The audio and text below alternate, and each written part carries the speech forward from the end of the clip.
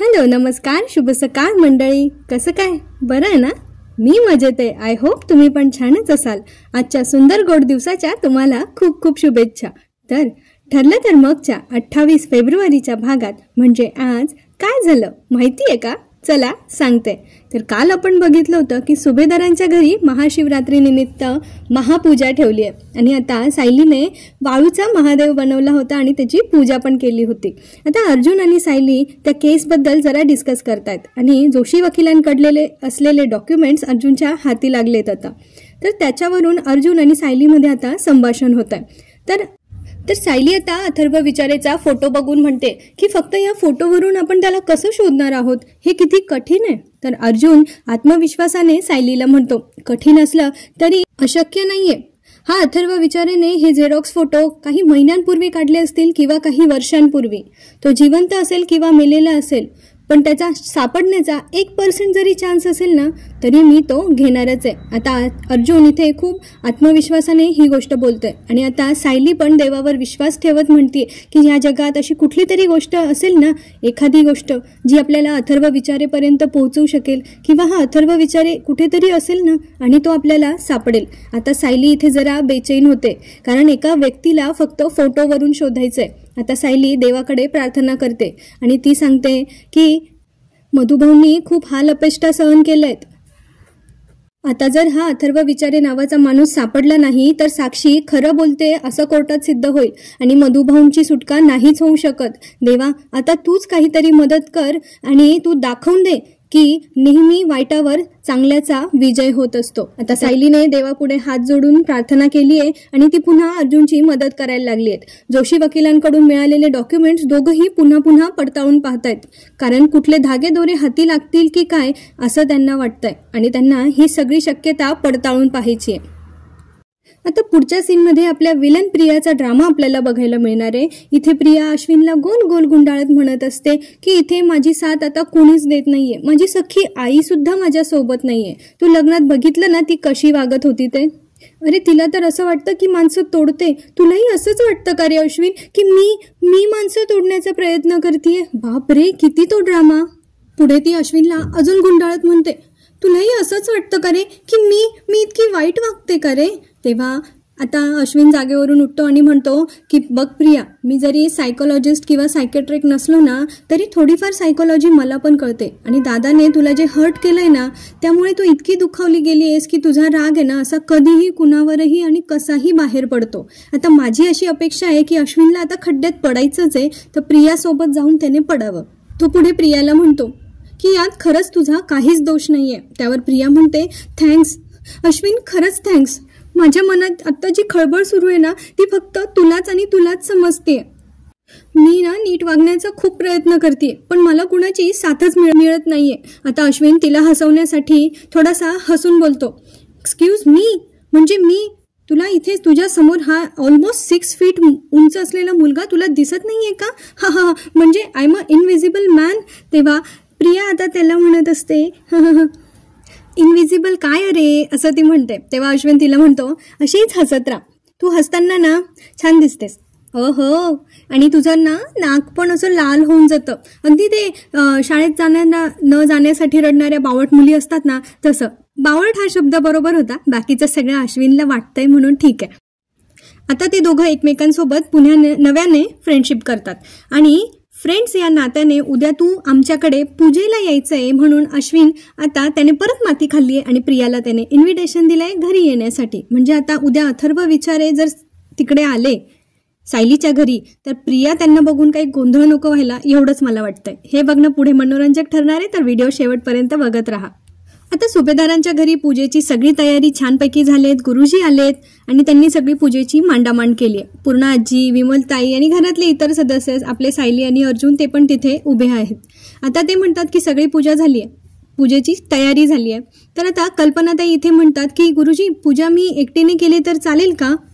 यांना फॅक्टरीच्या कामासाठी अर्जंट मुंबईला जावं लागलं, त्यामुळे ते इथे नाहीये, तर मी एकटी करू का पूजा? पण मग गुरुजी म्हणतात की काही हरकत नाही, पण जर नव्या दाम्पत्याने केली पूजा तर काही हरकत नाहीये, कारण ही पूजा जोडीनेच करायची असते.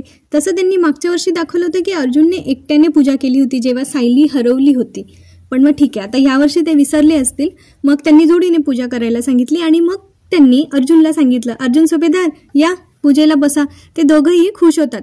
पण पूर्ण आजी आता इथे काहीतरी रागात वेड्यासारखं वागतात आणि त्या तिथून उठून जायला निघतात. घरातली मोठी माणसं करतात का बरं असं? आता त्यांच्या मागोमाग इथे कल्पनाताई पण जातात त्यांना मनवण्यासाठी.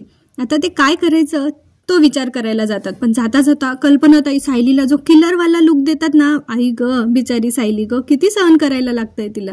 आता अर्जुनही त्यांच्या पाठी जात असतो त्यांना समजावण्यासाठी, पूर्ण आजीला समजावण्यासाठी. तर सायली म्हणते की तुम्ही तिथे गेलात आणि परत काही बोललात तर आज पूजेच्या दिवशी आपल्या घरात वाद नको. पण अर्जुन म्हणतो की तुम्ही पण माझ्यासोबत चला, आपण पूर्ण आजीला समजावून सांगूया. तर इकडे कल्पनाताई आलेल्या असतात पूर्ण आजीकडे आणि त्याही तेच समजवत असतात की पूजेच्या दिवशी आता असं वागलेलं बरं दिसत नाहीये. आता अर्जुन सायली पण तिथे येतात. तर मग पूर्ण आजी म्हणतात की ही पूजा घरातल्यांनीच करायला पाहिजे होती आणि मग बाहेरच्यांचं काय, मी येणार नाहीये पूजेला. असं सगळं पूर्ण आजी, कल्पनाताई, अर्जुन वगैरे यांचं डिस्कशन चाललेलं असतं. आता इकडे अश्विन वाट बघतोय की हे सगळे एकमेकांची मनवामनवी करून पूजेला कधी सुरुवात करतील ते. कारण गुरुजी आता चिडलेत थोडेसे. ते म्हणतात मला इतर ठिकाणी पण पूजेला जायचंय आणि पूजेच्या दिवशी हे घरातल्या लोकांनी असं वागलेलं बरं नाहीये.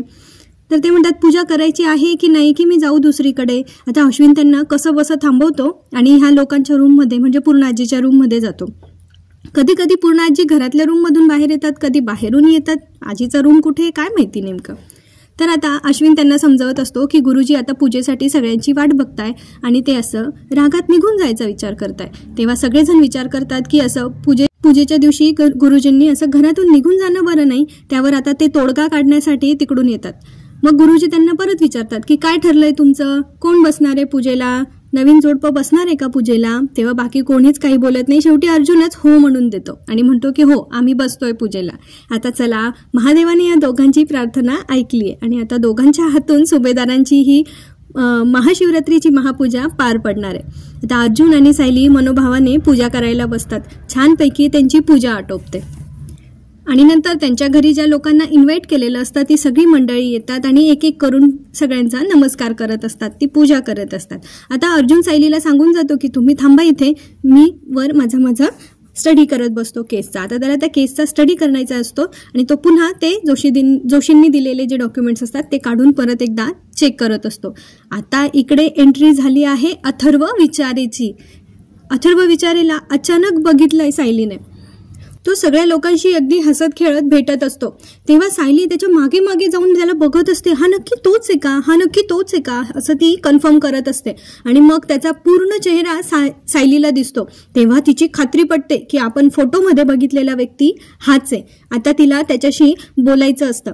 तो आधी जातो, देवाची पूजा करतो. तेव्हा सायली त्याच्याकडे बघत असते फक्त. नंतर तो पूर्ण आजीला, गुरुजींना, सगळ्यांना नमस्कार करतो. आता सायली तिकडे येऊन बोलणार तोपर्यंत त्यांनी आता दुसरा सीन दाखवलाय, तो म्हणजे किल्लेदारांच्या घरी. आता किल्लेदारांच्या घरी प्रतिमा आत्या निघाल्या आहेत पूर्ण आजीकडे पूजेला. तर प्रिया आता इथे म्हणते की तिला पण पूजेला जायचंय प्रतिमा आत्यासोबत. त्यावेळी रविराज त्यांना चिडून म्हणत असतात की एकदा सांगितलेलं कळत नाही का तुम्हाला. ते प्रतिमा आत्याला म्हणतात मी तुला जायला सांगितलंय ना, पूर्ण आजीने तुला बोलवलंय, मग मला येण्याचा आग्रह करू नको, मी तिथे येणार नाही. त्यावेळेला प्रतिमा आत्या त्यांना आग्रह करत असतात की चला तुम्ही. प्रिया पण मध्ये म्हणते जाऊ द्या ना बाबा, त्या लोकांनी एवढं माझ्यासोबत केलंय, पण तरी आता मी तिथे जाऊन महादेवाकडे प्रार्थना करणार आहे की माझ्या माणसांना सुखी ठेव. किती ती नाटकं. आता रविराज तिच्या त्या बोलण्याला भुलतात आणि ते म्हणतात की तुझ्या एवढं माझं मन मोठं नाहीये, प्रियाचं मन मोठं आहे. What a joke. पण आता प्रतिमा आत्या तिला म्हणतात की तुझ्या बाबांनी तुला एकदाच तिकडे यायला परवानगी दिली होती, मग आता तू नको येऊस. त्यांना माहिती आहे आता ह्या प्रियाचं नाटक. पण मग इथे प्रिया म्हणते म्हणजे तू तुझ्या मानलेल्या आईला भेटायला जाणार आणि मी माझ्या आजीला भेटायला जाऊ नको. आता रविराज इथे ना प्रियाची बाजू घेतात आणि ते म्हणतात की जरा येऊ देत तिला पण तुझ्यासोबत, जरा त्यांनाही तिला बघून अपराधीपणाची भावना घेऊ देत. काय रविराज हे. बरं ठीक आहे. आता इथे यांचा सीन संपतो. प्रियाला जाण्याची परवानगी मिळाली आहे. आता दुसरीकडे सुभेदारांच्या घरी फायनली सायली आता अथर्व विचारेंशी बोलली आहे आणि तिने विचारले की आपलं नाव, आपण कोण.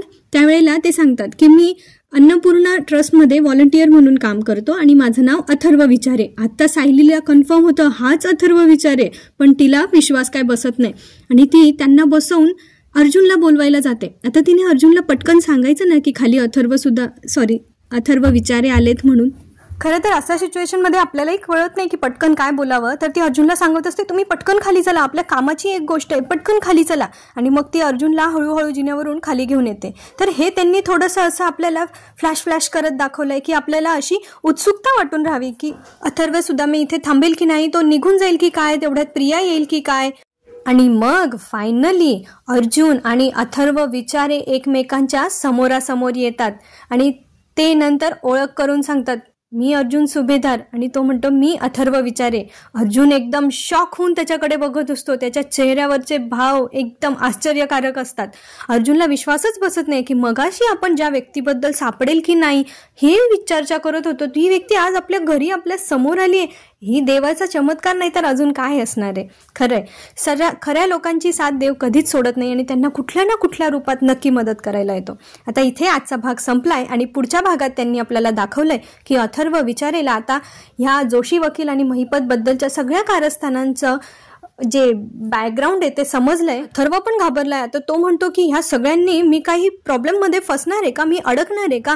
तेव्हा अर्जुन म्हणतो जर तुम्ही आमची साथ दिली तर हे असं काहीही होणार नाहीये. आणि सायली त्यांच्या पुढे हात जोडून त्यांची मदत मागत असते.